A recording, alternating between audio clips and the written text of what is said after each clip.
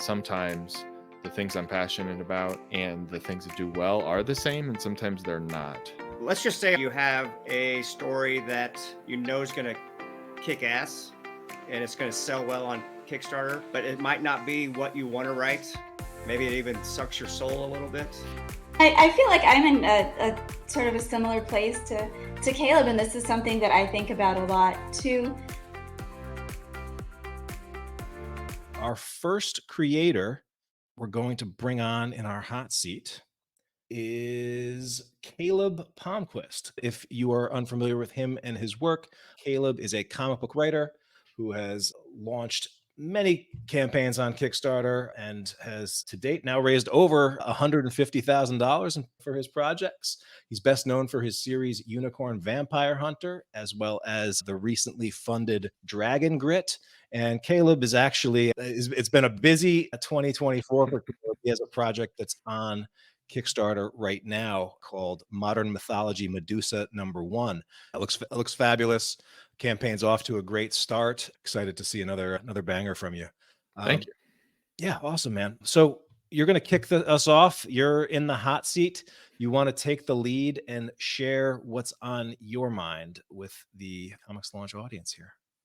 Sure. My question was, how do I balance what inspires me with what actually sells on Kickstarter as I move towards being a full-time creator? So basically, I've been really thinking a lot about what to launch, like strategically what to launch, because I've been doing Kickstarter for about 7 years and I'm trying to move into being a full-time creator like very earnestly this year, which is why, as you mentioned, I've been very busy. I'm actually on my third launch this year, and I have at least 4 more launches planned for this year, possibly 5 or 6. I'm aiming for a monthly launch, and I'm really trying to be strategic about what I launch. And in doing that, I've come up against the problem. Well, maybe not problem, but certainly the question of, well, what things work on Kickstarter, and which of those things align with what the values I have as a creator and what I want to make.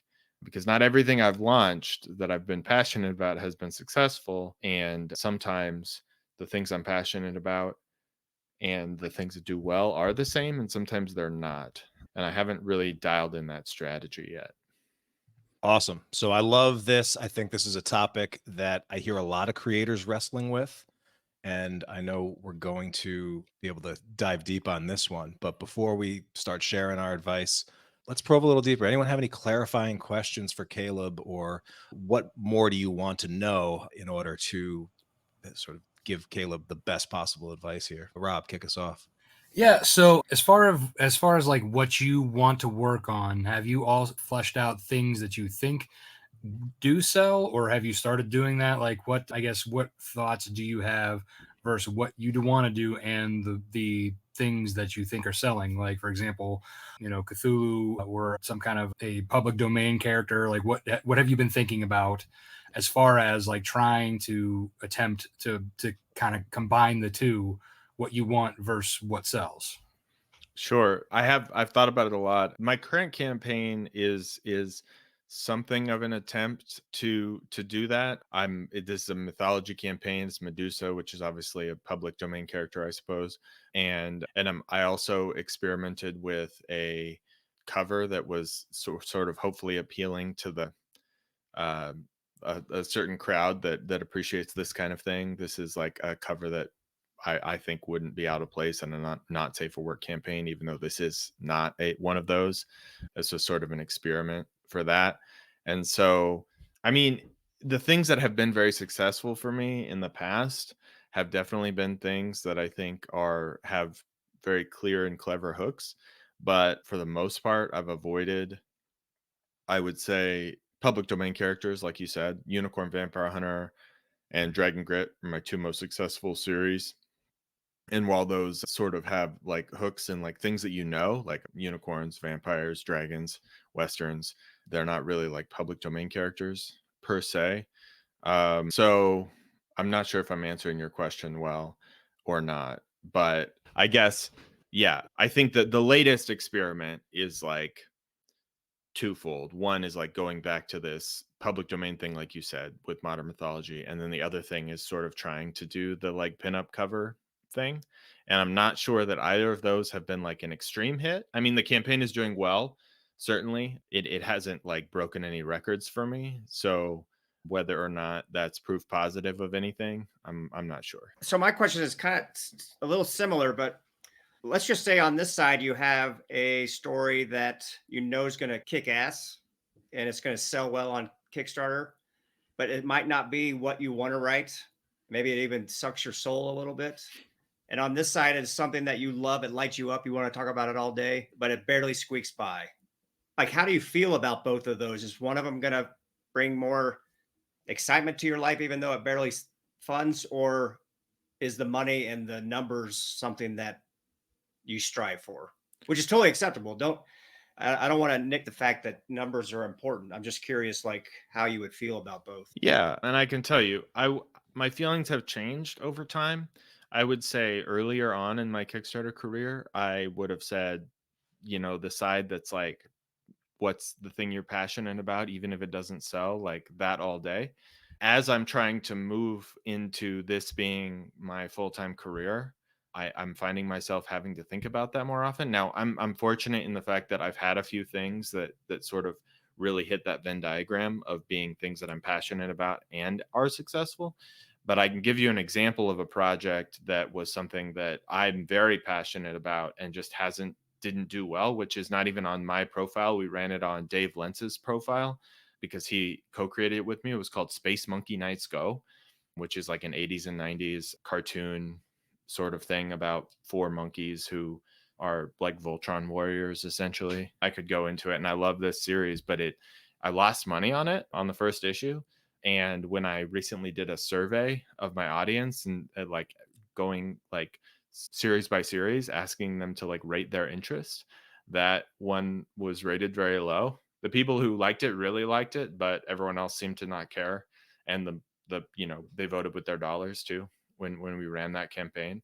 And so that's sort of an example of something where it's like I would do 100 issues of that if I could afford it. But not only does that not get me closer to being an independent creator who is doing this full time, but that probably takes me further away from that. Like, because that first issue I lost money on, right? And like every campaign I do where I lose money is further from me being a full-time creator. I don't know if that answers your question or not either. No, it does. It helps.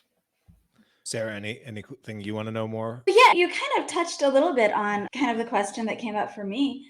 But I guess for me, it's kind of a question of, are there things that you already want to do that are also going to be things that are going to be popular on Kickstarter, or things that are going to be like reasonably popular, and then if you add something like a fancy variant or something like that, could really bump them up? Because I think one of the things that I think about with this is, like, I have so many ideas for things that I want to put out into the world, and some of them I just know are not going to be funded. Like, I write poetry. I used to write a lot more poetry, and I have an idea for like a poetry comic that kind of blends poetry and comics, but I think it would be a hard sell on Kickstarter. And I would love to do it, but I don't know how I would fund it. But then I have other ideas that I also am really passionate about, and maybe, a little bit more kind of viable. So I guess that's kind of where I'm at. Are there things that are maybe a little bit more viable, that if you just added a little bit of extra something, I could bump them up a little bit? Yeah, I mean, if you're asking like what things am I already doing that are marketable? I mean, I did or 2 campaigns ago, I did a campaign called Dragon Grit, which is a fantasy western, cowboys that ride dragons, and that was the most backers I'd ever gotten. So I think in terms of that, it's like this is the closest I've got to something that like really resonated Mhm. clearly with backers. But I think the average pledge wasn't that high. Mhm. And so I think certainly with something like that, I can, especially as there's more issues, and then if I have other add-ons, I could certainly increase that average pledge. And I think that something like this is definitely something that has the potential to be like an invaluable tool in my mission. And so for me, it's like, how do I take that and do more of that? Mhm. How do I do more things like that? Because like I said, you know, there is an answer, which is just do this, just do the thing that's the most successful and don't do anything else. But as you know, all of us are here because we have like an insatiable appetite, and we want to do more, and we want to create more, right? Mhm. So it's my strategy so far has been kind of dartboard, like try things out, throw things at the wall, and see Mhm. what sticks.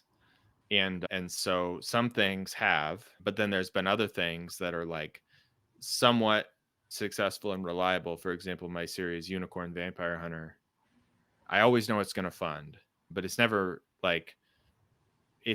really getting me to the point where I'm absolutely killing it. There were a couple campaigns that did pretty well, but I'm never like feeling like I'm taking it to the next level. As someone that I talk to a lot is Mike Shea, who does Miskatonic High, and he would say, his series is very reliable. Is it ever blowing the roof off? No. And so it's like it's good to have something reliable, but how can I take it to the next step and have something that's like explosive? Yeah. Is what I'm thinking about. Yeah, that makes sense. I want to let Caleb sit back a little bit and just do a little bit around the horn of just what comes up for you as you're tackling this, and what are some things that you want to maybe suggest to Caleb or consider. Do you want to kick us off, James, as someone who not just for your own projects, you work in an editorial capacity, you work with a lot of hungry writers and talented people with grand aspirations and pitches and packages and all the things, and in a lot of ways there's the reality of all right, here's your ideas and there's a market over here, and those things are going to collide. But I'm curious what comes to your mind here. So I think where my head goes is I love your passion. I love to hear you say that you want to become a full-time, and it sounds like you have a plan mapped out. Maybe not the ideas yet, but you know where you want to go, which is important. I think what I would suggest, if you haven't already, is figure out what it is about those passion projects that you like. There's probably some hidden theme or tone or storytelling element that screams Caleb. And while you're doing that, you see if you can inject that into the selling books. I've worked with people before who write to market and they don't necessarily feel it. They're not into it. And I think it's because they're not bringing themselves to the table. They're just, oh, this is selling, I'm going to go do that thing. And they forget that you're the creator.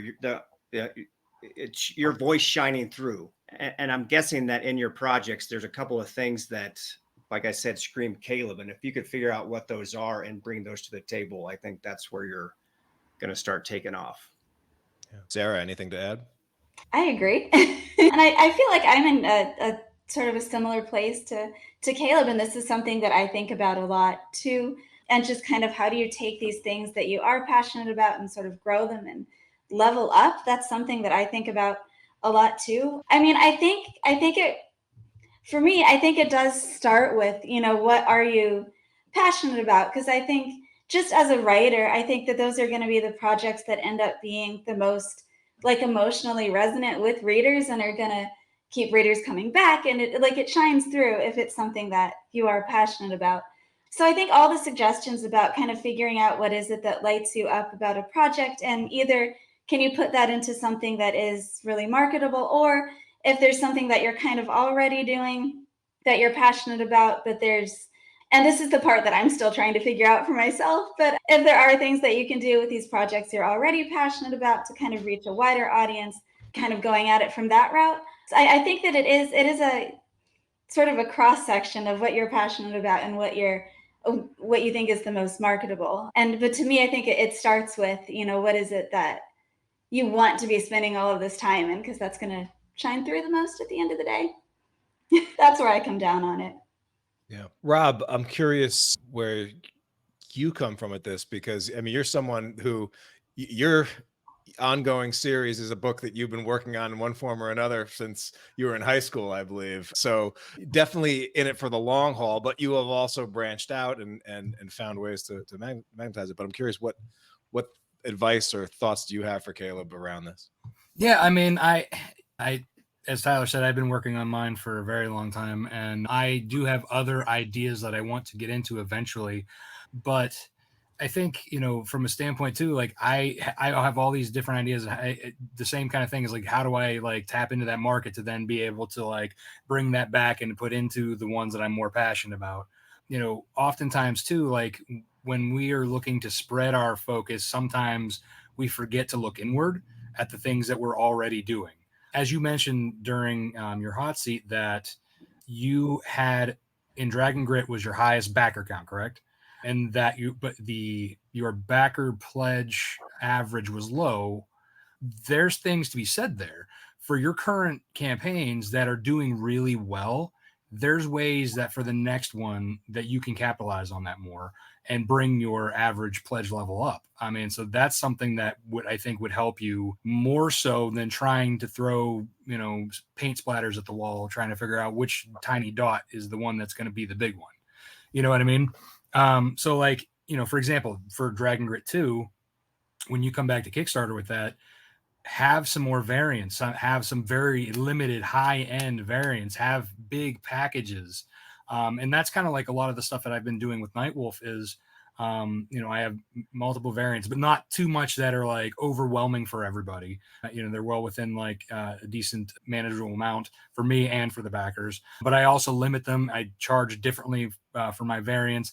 I make sure that I have like, my regular artist has his cover, and then I go out and I find other artists who are doing like great, covers out there, some that have names on Kickstarter, some that have like bigger names in like indies or whatever, but just trying to like cultivate the best look for a cover that's still associated with the story, and then like limit that. So like what I kind of do as well is like I look at these and I'm like, all right, I kind of have an eye of which one is going to sell based on what it looks like, and that's going to be, if that's like one of the higher sellers, I'll put that in the middle in a price tier, if you will. And then some of the other ones that I know will do really well, I'll put it kind of like higher, but at a limited edition to kind of like draw in those collectors. That's really where your bread and butter is going to be for Kickstarter, is the collectors, because that's why they're coming to Kickstarter, not only to get new things, but also because they like coming for the unique collectability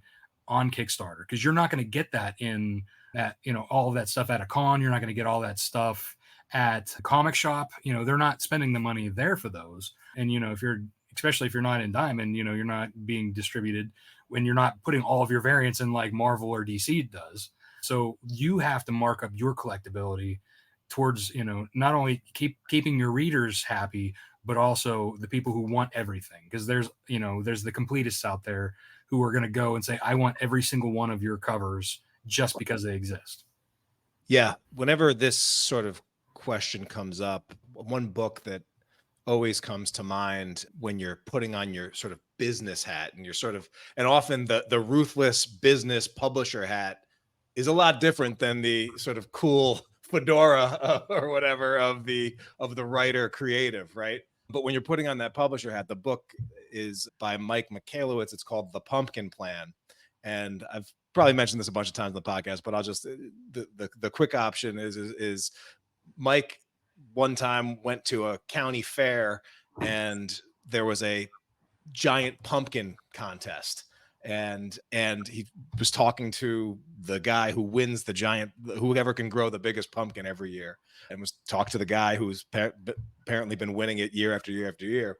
And he basically said, the secret to growing the biggest pumpkin is you do your best to, get the best soil, the best seeds that you can. You plant a bunch of seeds, and then you see what happens once the sun and the weather and everything makes, and you watch, and one or two of those pumpkins are going to actually come up, and a lot of others are going to struggle. And then you just have to be ruthless about killing all of the pumpkins that aren't. And you put all of your passion, your time, your energy into growing that one pumpkin. But when you have that big after you have that big champion pumpkin, that thing's going to give you the best seeds that you're going to possibly have going forward. And so a creator, even though nothing in that book had anything to do with comics or this. But when I think of Robert Kirkman, he seems like the kind of creator that did that. He planted a ton of seeds early on in the early days. Your Battle Popes, your Tech Jackets, your all of these various things.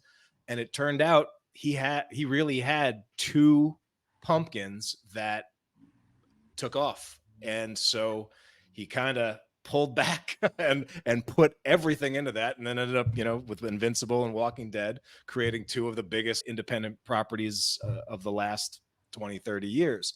But one thing that Kirkman was also able to do, and also this is something that John Lees, who's a writer that I work with and publish, has also been able to do, is he realized, all right, when we have one of these things that is taking off, I can actually tell a lot of stories that I might have wanted to tell in their own books or other books. I can interweave those into this thing that is already successful.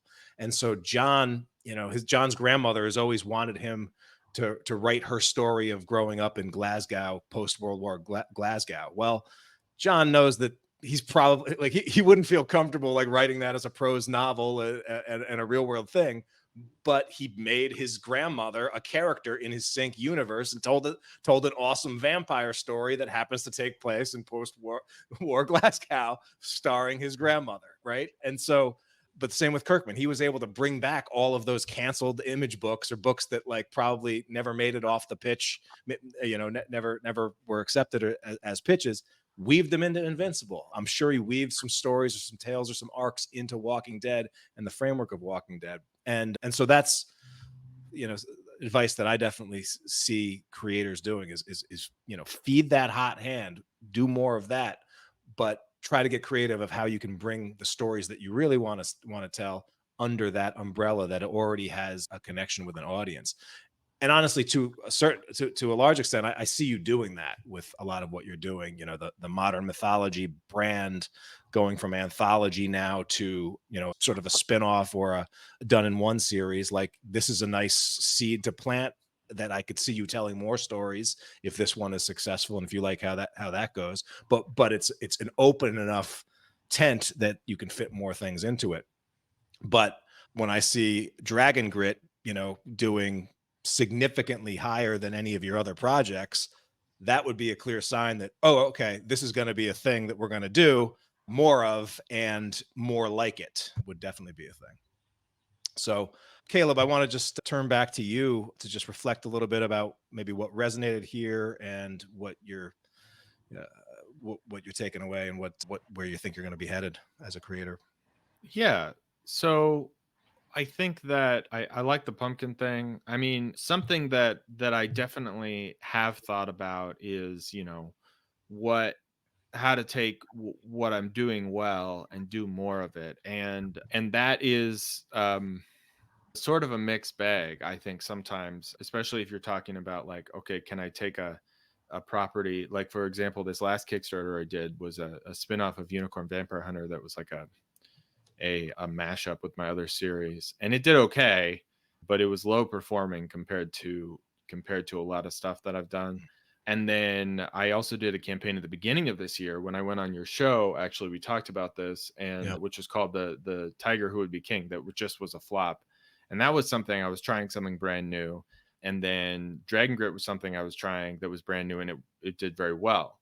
Now I have another spinoff of a Unicorn Vampire Hunter in the works that is like a more clearly defined spinoff. It's not a crossover, that I think has potential.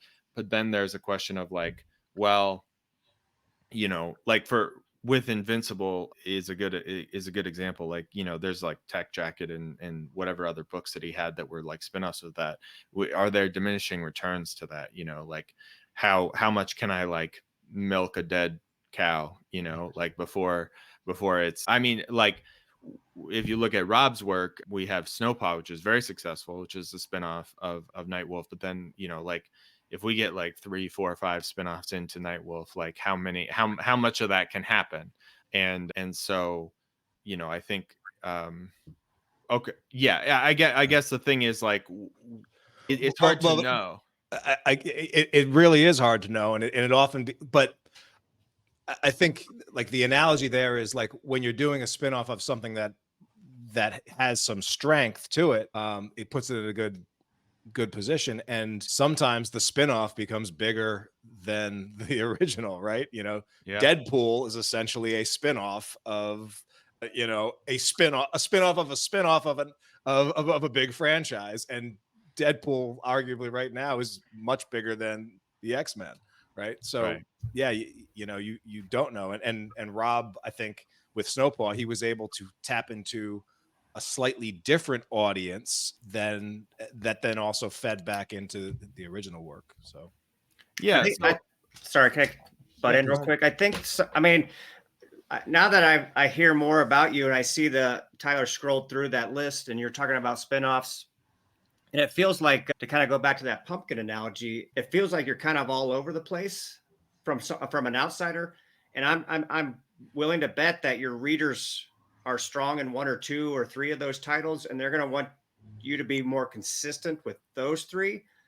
And then maybe once a year you do a spinoff or some sort of different or a passion project. That's kind of what I'm starting to see now. And I think you could work with what Rob said, which is, okay, here's this one or two projects that are the money makers. You double down on those and give what the fans want.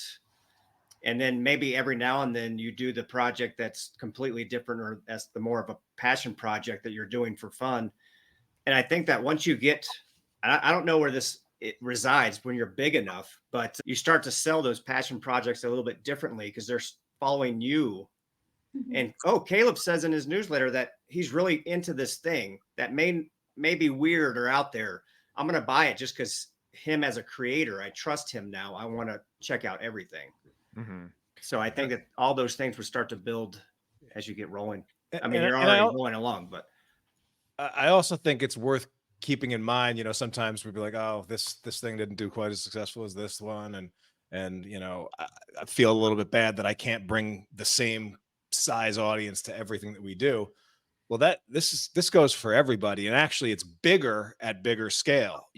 Look at Brian Polito's campaigns. Now they all do phenomenally well, but his Lady Death stuff might do $200,000 more than some of those spinoffs or other things that otherwise are similar. It's just, that is a different thing. And you look at like box office stars, Ryan Reynolds probably going to release 3 movies this year, and some of them are going to tank and some of them are going to sell a lot of money, sell a lot. And so, we don't always know, but I will say most publishers do, like they're able to stay in business and float those and take risks by feeding the things where there is a proven fan base for. It's why, it's why Batman is always going to come out from DC and Spider-Man's always going to come out from Marvel, and they actually open up doors for other things. So yeah, it's so a couple things that I'm currently doing. For example, my very next Kickstarter is actually Dragon Grit 2. I've spent the last week like sending out all the rewards for Dragon Grit 1. Is one of my fastest turnarounds I've ever had on a campaign. And I have a plan to hit Kickstarter every 3 months with a new issue of Dragon Grit, which I think is, hopefully it's an experiment, and I'm hoping that it pays off, because that, that is the thing that did the best. Like you said, doubling down on the thing that did well. And I am definitely seeing that, my audience is not going to come to everything. I specifically polled my audience and I asked them about every single series that I did. And definitely I noticed a couple of interesting things. One, there were certain things that I was doing that were just not very popular that I have decided to move back from. And then there were another thing that I noticed is there were some people that followed me that only want one thing that I'm doing, which I think is fine, good even. But there are some people who specifically are like, oh, your King Arthur stuff, we want you to do more of that. And I'm not going to buy anything else from you until you do another King Arthur book.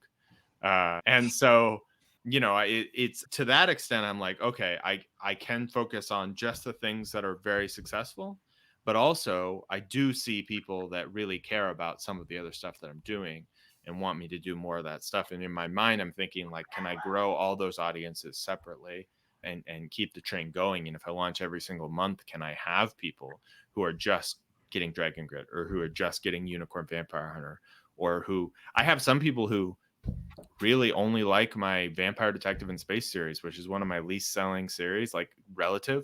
It's like one of my least popular things, but I have some people who only back that and don't back anything else and ask me all the time for more of that.